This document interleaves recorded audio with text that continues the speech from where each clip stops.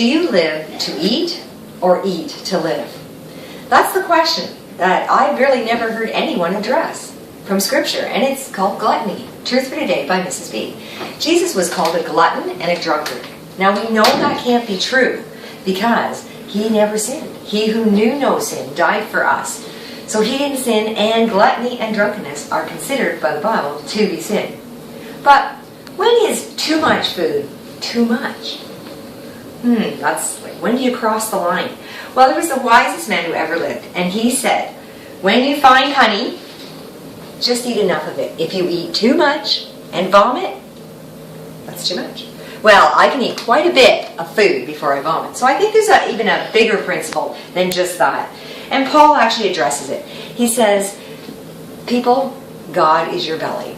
And you're enslaved to that. And anything that you're enslaved to, Paul talks about that. If you're enslaved to this, it may be a good thing, but if you have to have it all the time, and not just for nourishment, I'm talking about food, then that is sin. That is gluttony. So, who or what is your God? Is food your God? I'll give you an example. When I was in university, I would read a book and eat a bag of chips, like straight down. Reward time. And then I would write a paper and just gorge myself.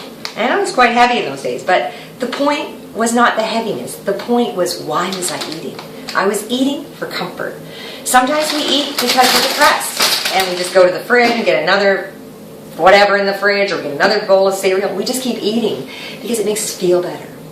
We could be depressed. We can turn to drink in the same way, and it just makes us feel better. That's comfort food. And God says, no. Am I your God, or is this your God?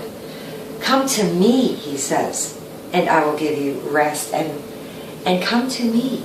If you go to God and not to food for comfort, then you're making the right choice.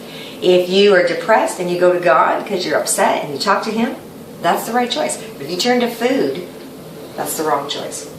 So that's really what gluttony is all about. And Jesus made a revolutionary statement.